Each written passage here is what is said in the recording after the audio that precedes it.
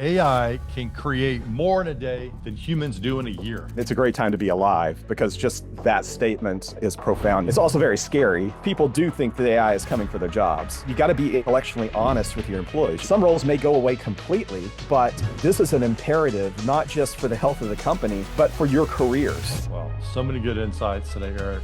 Erik Huddleston, CEO of Aprimo. Under his leadership, Aprimo's AI tools have cut production time by up to 80%. So whether you're scaling a global brand or building the next one, his insights today are going to inspire you to think a little bit bigger. I had a CEO of a venture-backed startup that was growing triple digits every single year. Our growth was actually going to cause our downfall. It was killing the company, and the board was ready to burn it all to the ground, and I literally almost walked away. It's fascinating. The faster you grow, the more fragile your company is. Yeah, it's really great to think about that. Conversely, that also tells you the secret to growth, which is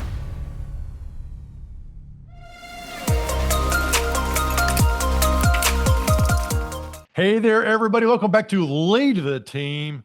In a world where AI creates more content in a day than teams once did in a year, how do leaders keep their brands trusted and ahead? Well, today's guest, Erik Huddleston, is CEO of Aprimo, which powers the content operations of some of the world's most iconic brands.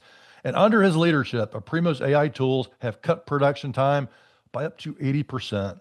While keeping marketing consistent and secure. And as a board member of several high growth startups with 6 successful exits, Erik helps CEOs turn big ideas into lasting success. So whether you're scaling a global brand or building the next one, his insights today are going to inspire you to think a little bit bigger. Erik, welcome to Lead the Team, sir. Thank you very much. It's great to be here. So Erik, how do we wrap our minds around the idea that AI can create more in a day than humans do in a year?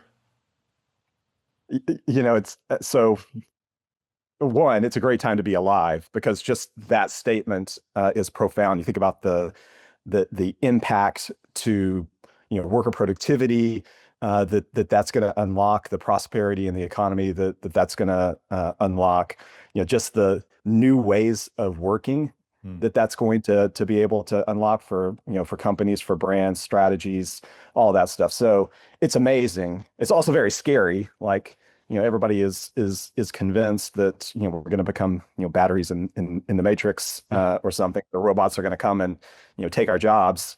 And what we have to do is we have to balance those two things, right? We have to actually harness AI to help us deal with the overwhelm and complexity that the just sheer volume of output that AI can produce. I could give you a great example of that. Like, I replaced my mom with an AI. Did you tell her this? I haven't told her that. I say that tongue in cheek, but What do you mean? it's a great trivial example, right? So you think about the age-old insult. Hey, did your mom address you in the morning? I actually built an AI agent that addresses me in the morning. You think about like Steve Jobs, his iconic like black t-shirt and jeans every single day. He did that to reduce the cognitive load of the number of decisions that he had to make in a day. And you think about what AI is doing to us, it's increasing the cognitive load that we have. So it's like, how do you offset those things? Well, AI is actually providing you a better life than Steve Jobs had, which is to say, I have an AI. It gets fed every receipt and picture of everything in my closet. It knows what my travel schedule is. It knows what the weather is in the places that I'm going. It knows the kind of luggage that I have, and it will just optimize and it'll say like, hey, this is what you're going to pack for your trip this week. And you've got 2 like formal meetings, so you're going to need like a sport coat. You're going to need like a sweater because you're going to end up in some 50-degree, 40-degree weather. And it's a great example of how you can actually leverage AI to reduce the impact that the downside of AI has on you. And again, that's a trivial example, but you extend that into your job. So could you walk us through that? So you have like cameras in your closet and it integrates with your calendar, or Well, so the first thing I did was I just took pictures of everything that I owned. But then, most of the clothes that I buy online. And so I just forwarded the receipts, and then it goes out to the website where I bought it, and it gets the descriptions of everything. So it knows the kinds of fabric and the weight of it.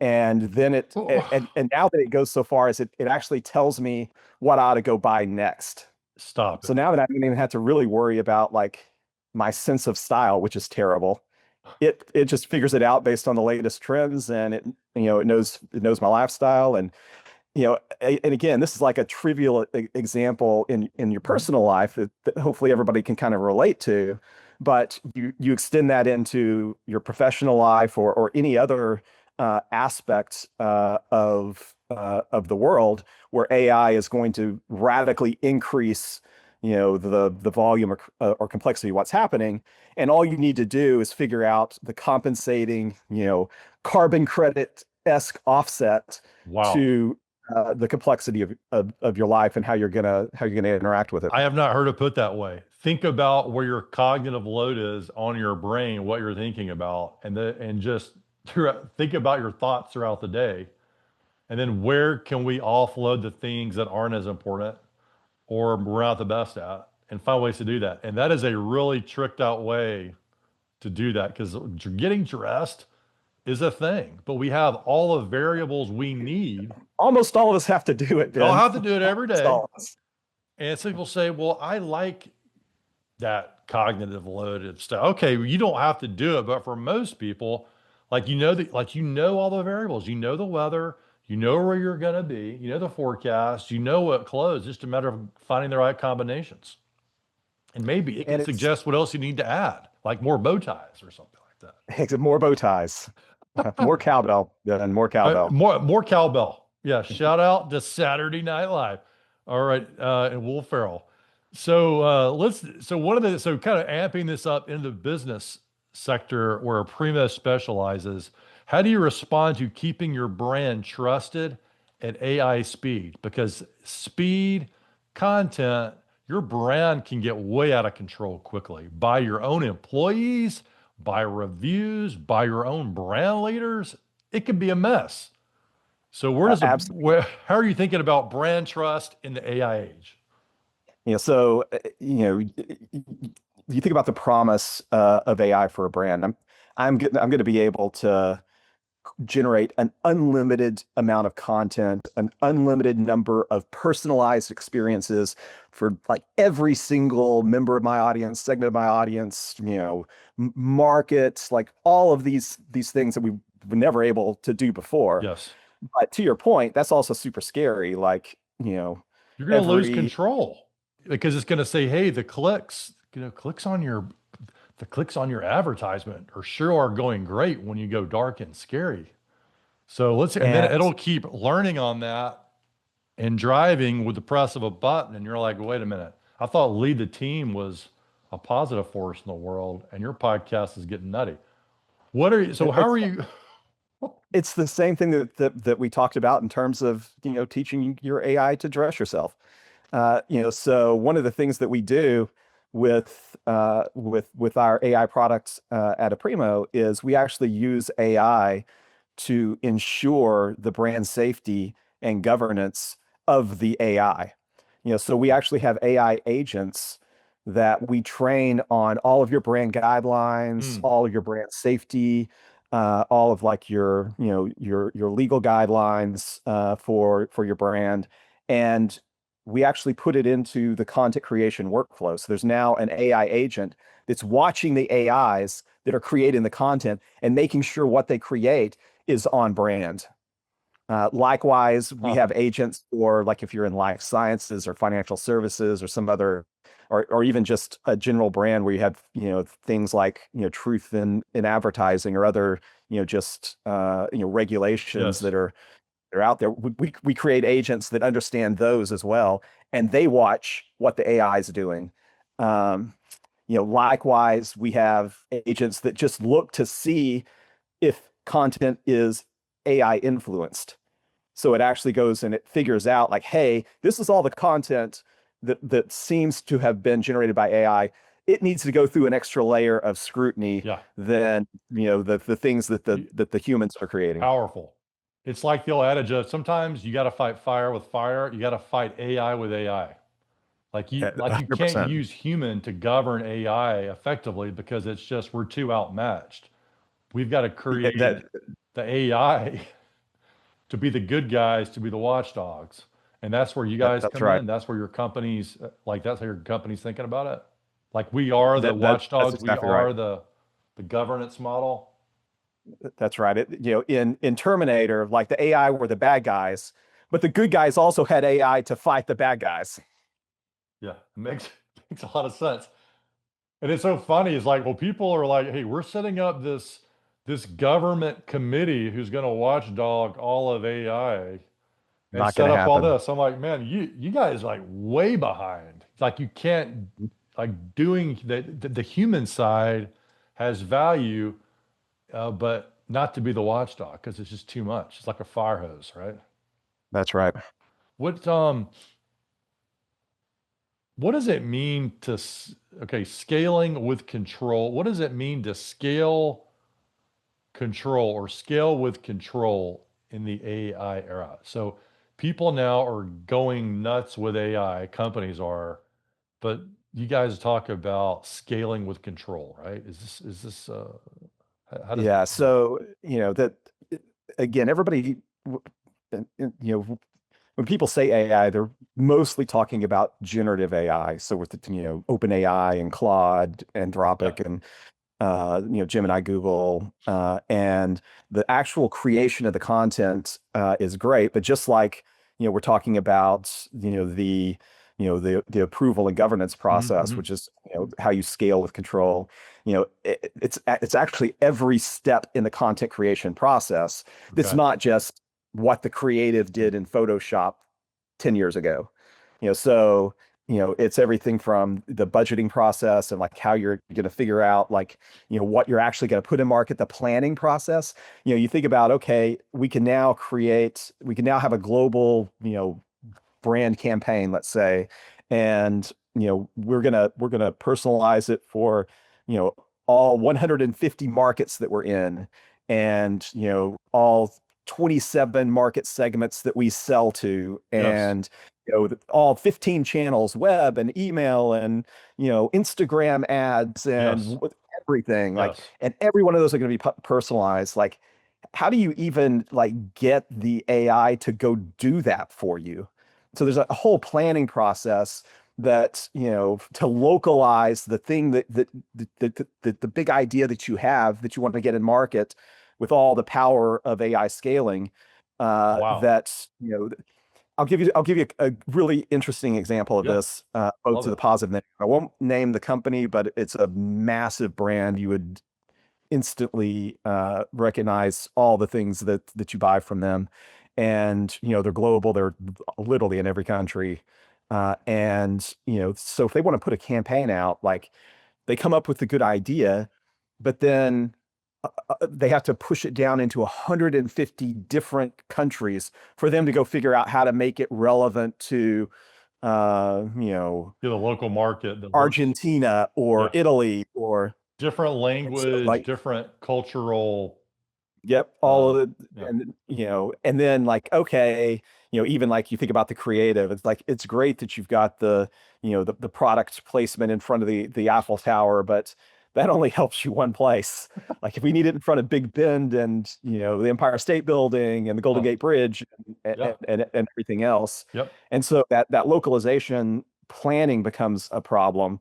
And one, AI can help scale that, but in the same way that we talked about, AI can also allow you to do things that probably you never would have done before. Mm. There's this great example where they built this campaign. They had a great spokesperson.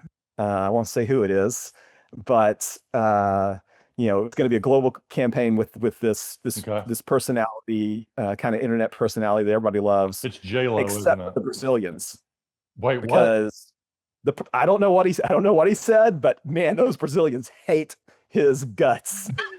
And so like, they I thought I was big in Brazil.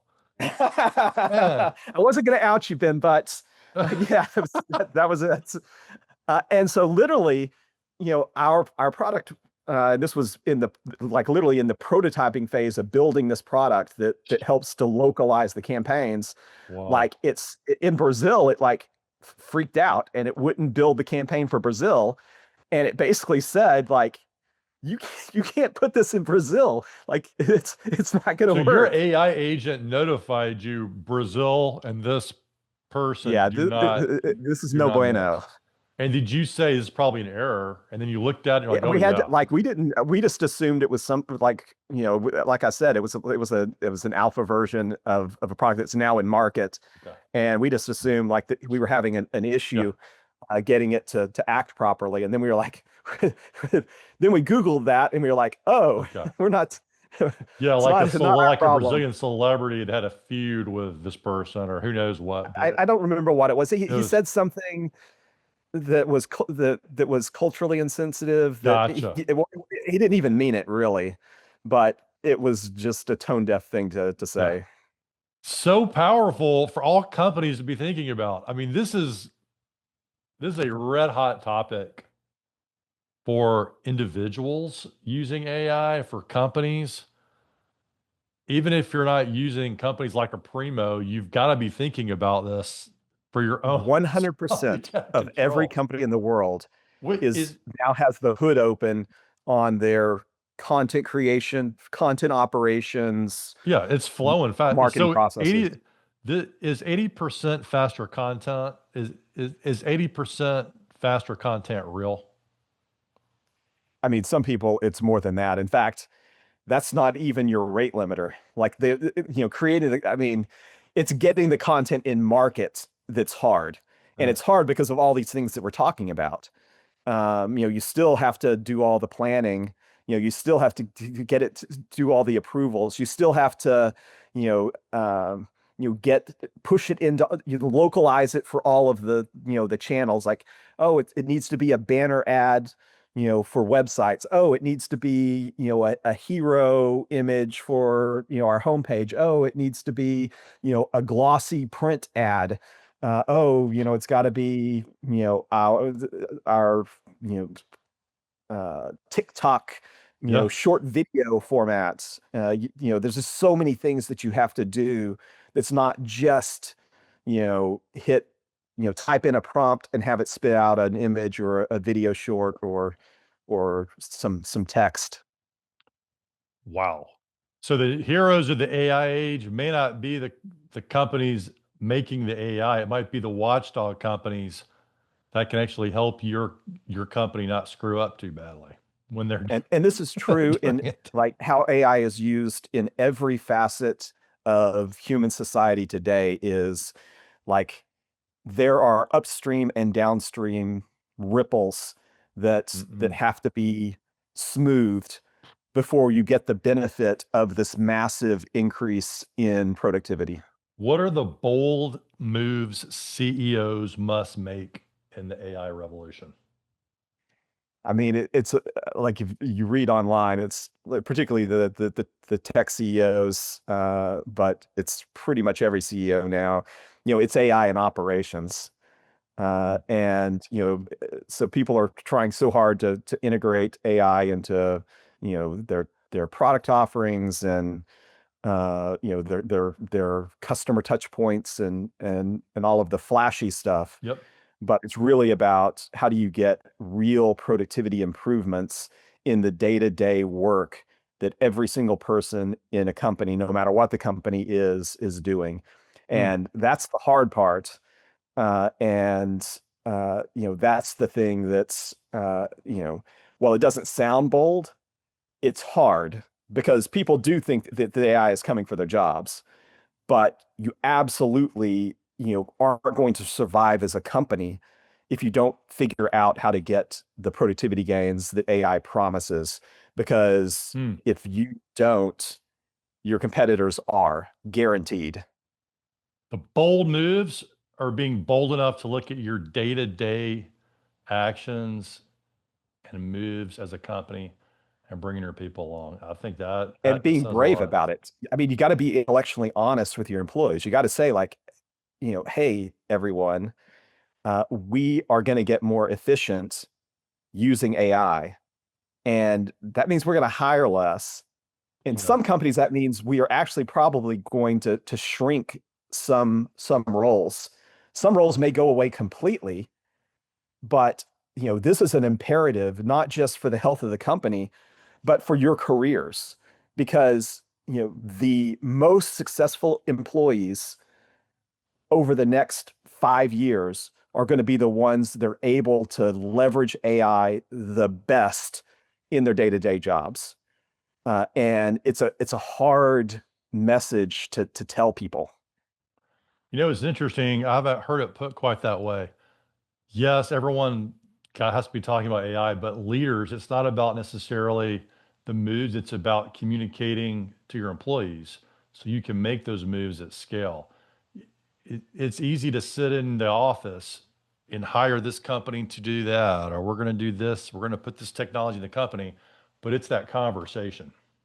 That's the Yeah, typing. I That's the mean, true role it's as a it's leader, of a it's leader. easy for me to sit in my ELT staff meeting and say, okay, so you know everybody else is getting 60 to 80% call deflections in Yeah. customer support by using AI. So let's roll out some AI customer Hmm. support. And it's much different to talk to those support reps and say, hey, uh, you know, 60 to 80% of support requests are going to get handled by AI over the next 2 years.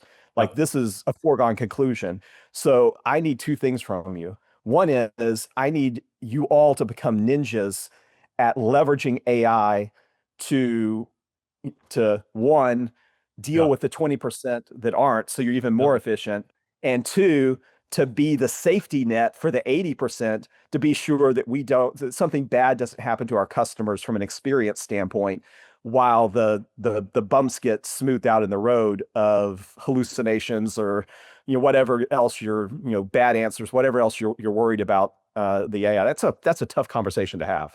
I want to work And I with you use that guys, as an man. extreme example. Aprimo, you've got the vision for beyond AI, which is the AI to work with the AI. I don't want to run out of time before I get off AI for a couple minutes and just talk to you about six dang exits. What can we all learn from you having gone through um, six exits successfully? And I noticed that you're on Techstars too, right? So you're probably mentoring people in this way. But knowing that we're all not going to get to be your mentee, what what can we learn from you on that? Sort of in a nutshell. So a couple of things. Mhm. One is, start with the end in mind. Like, Mm, love the that part. measure, particularly in tech, is liquidity for shareholders. Like, the employees want their stock options to be worth something. The venture capitalists want, their fund returning exits. The PE firms, want their, 3x for their LPs. Like, that is the measure of success. And so Mm. you have to start with that in mind. You have to build a strategy for what the company looks like that's going to get the exit that matters to your constituencies, your employees, your shareholders, and even your customers factor into that as well. Eh, So Did all of build yours that follow strategy. that pattern? Or because I feel like the normal pattern is, hey, we built something cool, we're doing stuff with it. Oh, now we want to figure out how to exit. But on all your six, did you begin with the end in mind, or did you sort of learn this on the way? I figured that out. I figured that out over time because that's, It's like you reverse know, engineering the whole thing. yeah, Yeah. and this is, a bigger philosophical thing that I think most people grasp, which is like, time is a scarce resource.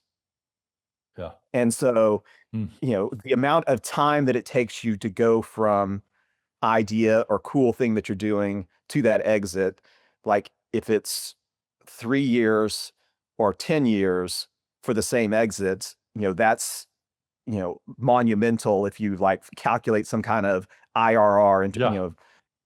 on that over time. Time So value of money is big. You want to get your money in 3 years versus 10, because that same money's not going to be worth as much in 10 years. Yeah. and it took so much more of your time. And your time and your life, your and lifespan. and and that's and so if you start with the end in mind and you envision what the company has to be I think about kind of three engines Hmm. that power a company. There's kind of a go-to-market engine, and that's how you create that enterprise value, Yes. because you're going from, some total addressable market to, money in the bank. And then kind of a product engine, that's how you create value for your customers. It's sort of Hmm. like, the problems that you solve and the business benefits they get from that, all that good stuff.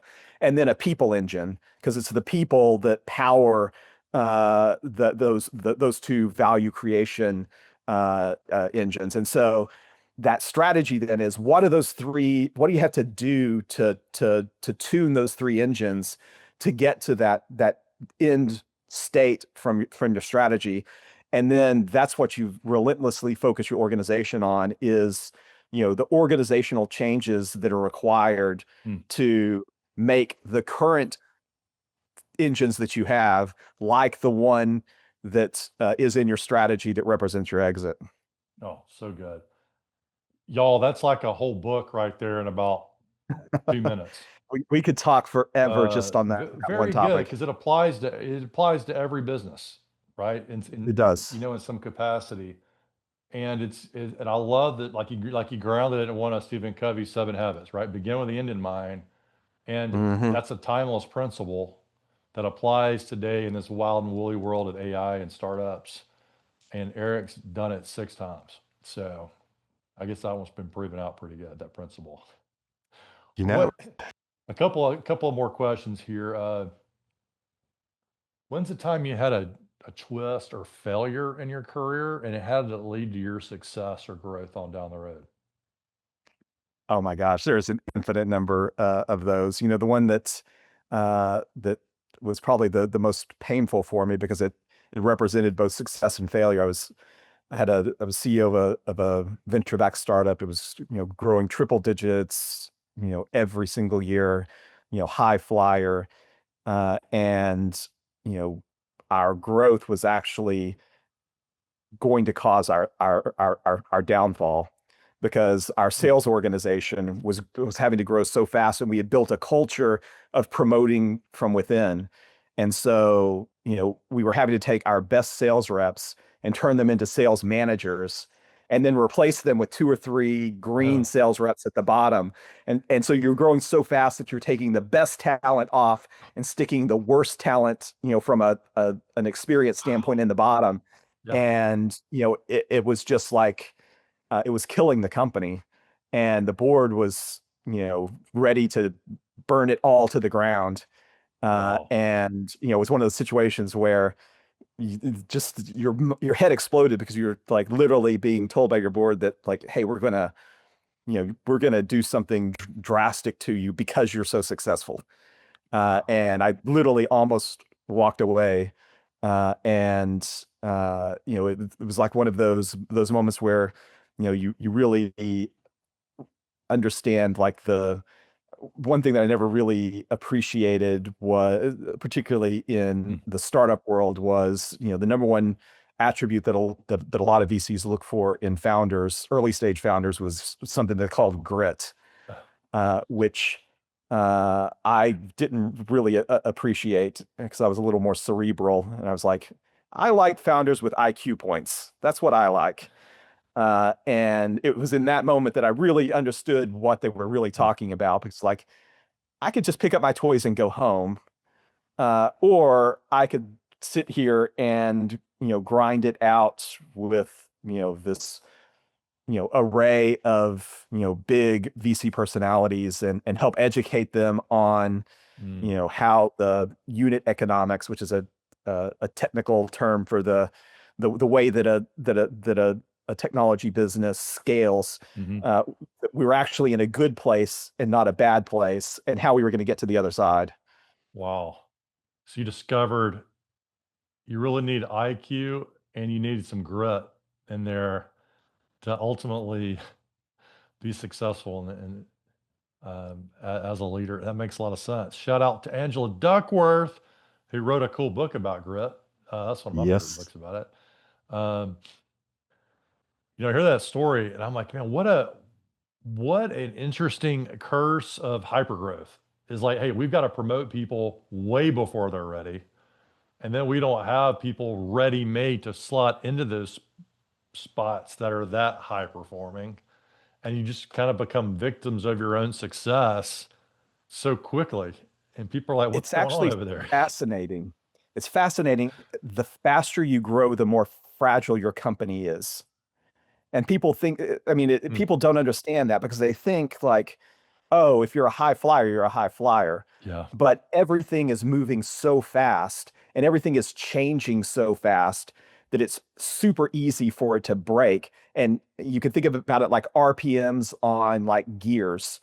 The more RPMs it's spinning at, if it starts to wobble or the teeth don't mesh just right, like the it's going to be It, cataclysmic versus if it's moving at a very slow pace and something starts to go wrong. So hmm. it's counterintuitive, but it's something I think a lot of like all of the hyperscaler VCs will talk about the fragility of growth.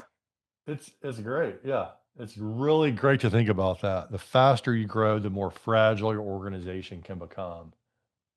And conversely, that also tells you the secret to growth, which is the foundational rate limiter to growth is the organizational capacity for change. Hmm.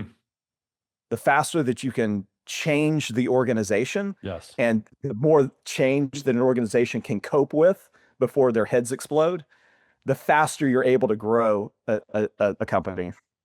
Well, so many good insights today, Eric. What's your parting thought for our listeners? Maybe something you would hope to communicate or something that we didn't have time to get to? I mean, oh my gosh, we covered so much. The things I would tell people definitely is like, if you don't think about AI at least 10 times a day, uh, I would worry about your success in your career. So if that's something that's your if you're a career oriented person, you need to be both feet jumping in. Like it's not a hype train. It's not the latest shiny object. Like this is the most foundational change to our society in a generation at least. Wow. So great life advice and great career advice and something good to talk about at the dinner table tonight or at happy hour. Awesome. Eric, thanks for coming on Lead the Team. Thank you so much.